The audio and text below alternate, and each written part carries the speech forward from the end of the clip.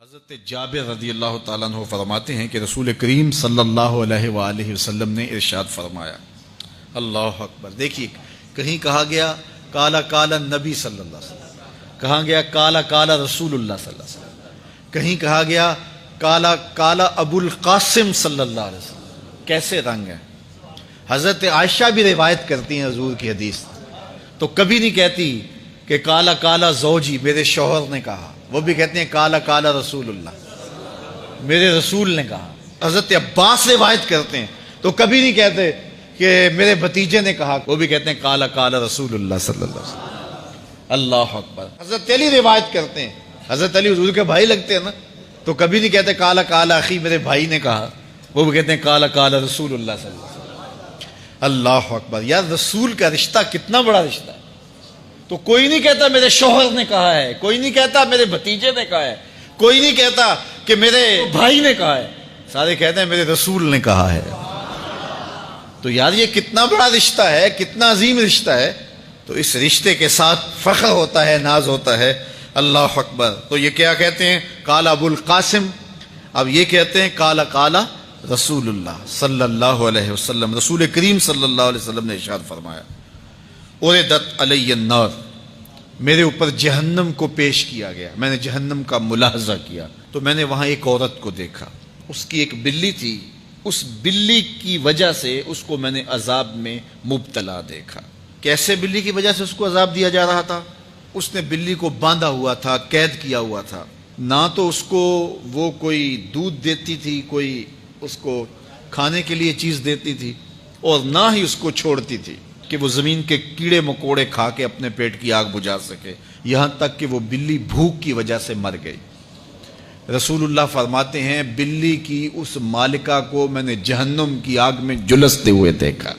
اور عمر بن عامر الخزائی، بنو خزاعہ کا شخص عمر، اس کو میں نے دیکھا اپنی انتڑیوں کو جہنم کی آگ میں دھکیل رہا ہے، اس کی انتڑیاں نکلی ہوئی ہیں اور جہنم کی آگ میں گھسیٹتی ہوئی اس کی انتڑیاں جا رہی ہیں۔ یہ پہلا شخص تھا جس نے سائبہ بنائے تھے، جانوروں کے کان چیر دیے اور بتوں کے نام پہ چھوڑ دیے، یعنی سب سے پہلے بت پرستی کا آغاز عرب میں کرنے والا بنو خزاعہ کا عمر بن عامر یہ تھا۔ تو اس کو میں نے حضور نے فرمایا دیکھا کہ یہ جہنم کی آگ میں جلس رہا ہے، چونکہ اب جتنے بھی لوگ بت پرستی کریں گے ان سب کا گناہ عمر بن عامر کے نامہ اعمال میں درج ہوگا، ان کو بھی گناہ ملے گا جو بت پرستی کرتے ہیں۔ اور چونکہ ایجاد اس نے کیے تھے، بت اس نے بنائے تھے، تراشے اس نے تھے، پھر اس کے بعد اس نے جانور بتوں کے نام پہ چھوڑے تھے، چڑھاوے چڑھانے کا انداز اختیار کیا تھا، لہٰذا اس کو جو ہے وہ گناہ پہنچتا رہے گا۔ تو کہا میں نے اس کو عذاب میں مبتلا دیکھا۔ تو اگر خیر کی بنیاد رکھو گے نیکیاں ملتی رہیں گی، کھاتے کبھی بھی کلوز نہیں ہوں گے، اور اگر برائی کی بنیاد رکھو گے قیامت تک اس برائی پر جو عمل کرتے رہیں گے اس کا گناہ بھی کھاتے میں پڑتا رہے گا۔ اللہ اکبر۔ تو ہمیں اچھائی کی طرح ڈالنی چاہیے، نیکی کی طرح ڈالنی چاہیے۔ آقا کریم علیہ الصلوۃ والسلام نے ایک موقع پر فنڈ مانگا تو ایک شخص نے اٹھ کر کے پیش کیا، تو جب اس نے پیش کیا تو اس کے دیکھا دیکھی دوسرے بھی کھڑے ہو گئے، دوسرے بھی پیش کرنے لگے۔